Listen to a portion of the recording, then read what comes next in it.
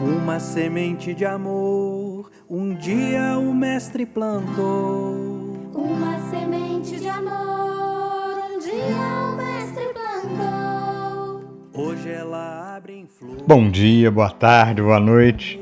Bem-vindos a mais um podcast da nossa reunião de estudos do Evangelho do Grupo Espírita Irmão Áureo. Não é que a saudação da Regina pegou, né? Vocês vão ver que a Lana até utilizou ela na surpresa que a gente vai ter hoje. E no nosso podcast, não é à toa que a gente está muito alegre, porque a gente volta a ter primeiro a participação do Sandro Gonçalves Moreira, querido Sandro, com a revisão do Ítalo, narrado por mim, né? Abordando o capítulo 7 do Evangelho segundo o Espiritismo, Bem-aventurados os pobres de espírito, o item 6, e o tema é o maior. A discussão sobre humildade, sobre qual o nosso verdadeiro lugar, está muitíssimo interessante. Eu espero que você não perca, né? Logo na sequência teremos o nosso momento de prece. Já convidamos você, continuando a reflexão, e caso você queira colocar um copo com água, um recipiente com água no final, fique à vontade, porque a gente sabe que contamos todos com o apoio e o auxílio da espiritualidade maior. E para finalizar essa nossa fala, eu não quero me delongar muito, mas a gente sempre fala, né? A gente sempre chama você a participar conosco, a ajudar na construção desses momentos que são de alegria, que são de muita felicidade, né? E quão importante é a gente fazer da nossa parte. Uma palavra nossa pode mudar o nosso mundo, nem que seja o mundo interior, né? Aliás, parece pouca coisa, mas não é, né? E a gente está muito alegre porque a gente conta, tanto aqui no nosso podcast, quanto na nossa live que vai ao ar, a gente conta com surpresas.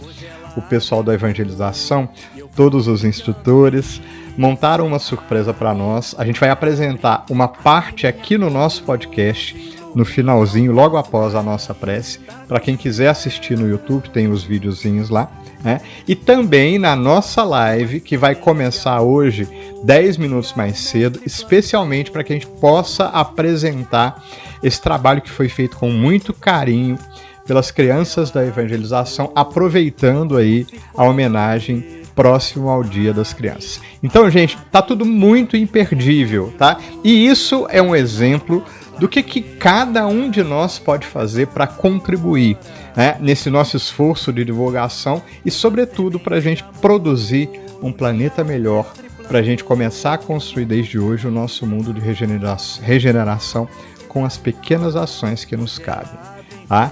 Então, a gente agradece de coração a todos que produziram essa surpresa. Vocês vão ver que a palavra que me ocorre tá mimoso, tá muito mimoso, tá? E aí a gente convida então, vamos ouvir?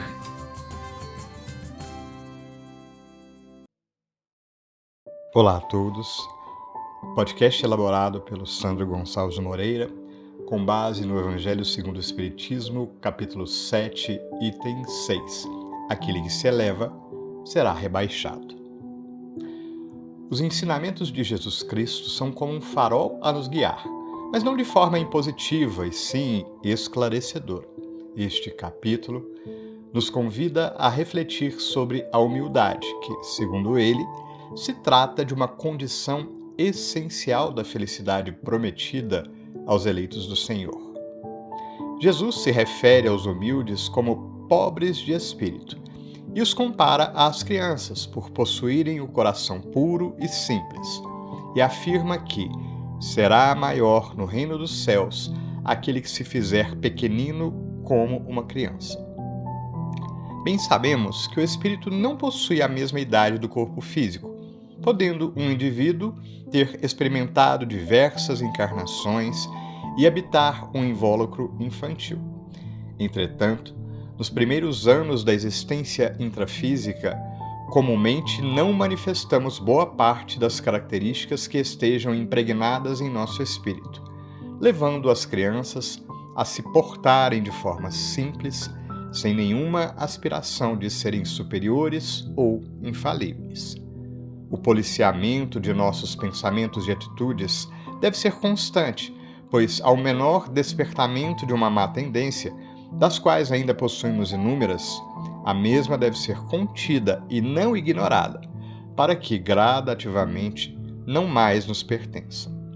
Quando Jesus nos ensina: aquele que se humilhar será exaltado, e aquele que se elevar será rebaixado, deixa claro que temos o livre-arbítrio, pois cabe a nós nos humilharmos ou nos elevarmos. O estado de um indivíduo depende então de sua vontade ativa, sendo consequência direta de seus atos perante as oportunidades que lhe são apresentadas. A nossa postura não deve ser atribuída como consequência de ruídos externos, pois seria muito cômodo conferir aos outros a responsabilidade dos nossos atos. No nosso modelo de relações sociais, frequentemente exaltamos aqueles que se destacam quanto a coisas perecíveis ou temporárias, como o dinheiro, poder ou a beleza. Mas vale salientar que muitos destes que por nós são idolatrados não se deixam corromper, mantendo-se íntegros e simples, mesmo sendo o centro das atenções. Cabe a cada um de nós, independentemente de qualquer condição, nos mantermos humildes, ou, pelo menos, nos esforçarmos para tal, sabendo ser esta uma condição imprescindível para o nosso progresso. Jesus veio nos mostrar o verdadeiro tesouro, que é o do coração. Exaltou as mulheres, as crianças, os velhos, os miseráveis, pessoas que eram tratadas pior do que animais, que acreditavam nem mesmo alma possuir, foram tratadas com respeito e dignidade e não foram julgadas, o que trouxe um descontentamento para aqueles que detinham o poder, que era mantido por uma submissão imposta à população. Nos dias atuais, ainda nos deparamos com situações moldadas por uma ideia supremacista de determinados grupos, levando a comportamentos preconceituosos, como o racismo, a intolerância religiosa, a xenofobia, a homofobia, a misoginia e a aporofobia, repúdio, aversão e desprezo pelos pobres ou desfavorecidos. Certo é que as relações humanas têm se tornado mais pacíficas ao longo dos séculos, sendo cada vez mais raros os embates alimentados por nossas diferenças. As criaturas humanas dotadas de poder, seja na responsabilidade maior dos governantes, seja nas situações cotidianas, como por exemplo a relação entre patrões e empregados, devem estar em nossas orações, pois uma característica ainda comum a espíritos em nossa condição é a vaidade. Dessa forma, muitas vezes o fascínio gerado pelo domínio sobre o outro torna a visão turva, não se permitindo crer naquilo que não se pode tocar ou comprar, levando a uma incredulidade quanto às questões espirituais.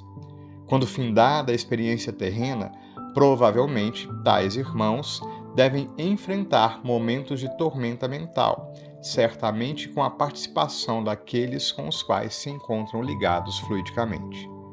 Sendo a encarnação uma oportunidade de aprendizagem para o espírito, terão a possibilidade de regressar, mas, em consonância com a justiça divina, tendo que lidar com a prova pertinente à má utilização dos bens que possuíram em vidas pregressas, caso tenham sido dominados pelo orgulho e pela ambição.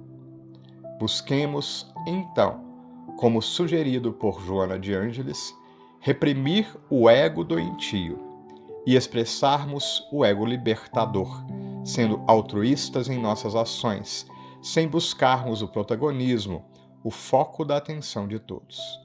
Que possamos dar o braço a quem precise de forma incondicional, despretensiosa, seguindo os rastros daqueles que cultivaram o bem, que apesar de não terem sido reconhecidos como grandes na terra, certamente o são no reino dos céus.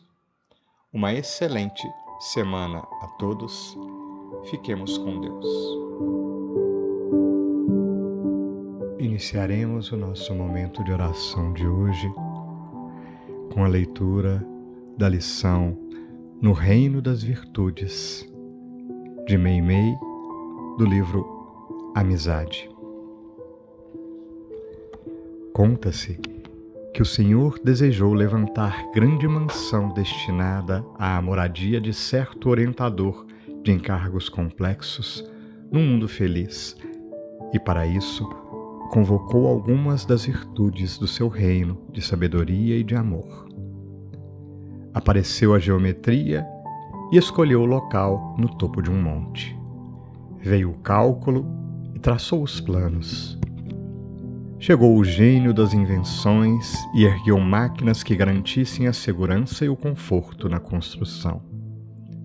Surgiu o equilíbrio e orientou a formação de pisos e vigas, cornijas e paredes, tetos e mirantes. Destacou-se a higiene, que cuidou de tudo o que se reportava ao asseio. Veio a beleza e decorou o palácio com imagens e cores de elevada significação. A cultura entrou em atividade e organizou valiosa biblioteca. A prudência compareceu e guiou a fabricação de portas e chaves. A alegria apareceu e plantou belo jardim. Terminada a obra, o Senhor veio examiná-la, mas não pareceu satisfeito. Alguns dos aposentos eram sombrios, e depois do entardecer, a noite dominava todo o grande recinto. À vista disso, recomendou mais ampla cooperação dos cimos, e a administração dos céus enviou-lhe outra virtude que não pedia qualquer consideração. Abordou a paisagem, evitando os espelhos da popularidade e da fama.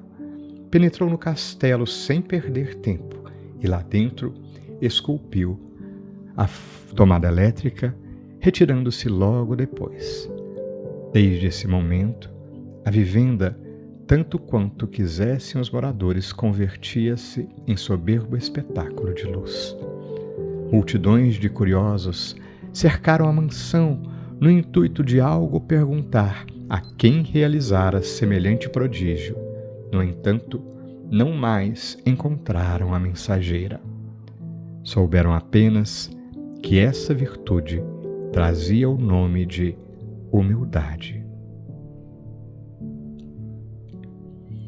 E refletindo Jesus, nessa lição de amor trazida por Meimei e nas orientações do teu Evangelho de Luz, complementadas pelo mestre de Lyon, Allan Kardec, te rogamos do fundo do nosso coração. Ajuda-nos a descobrir nosso real lugar na criação. Sabedores de tudo o que já possuímos, mas sobretudo, Mestre, ajuda-nos a olhar adiante, reconhecendo quanto nos falta caminhar junto a Ti, rumo à perfeição, nos aproximando assim, verdadeiramente, de Deus, nosso Pai. Abençoa nossa semana, abençoa cada coração ligado a nós, abençoa, Jesus, a humanidade inteira, com Teu amor. Graças te damos, que assim seja.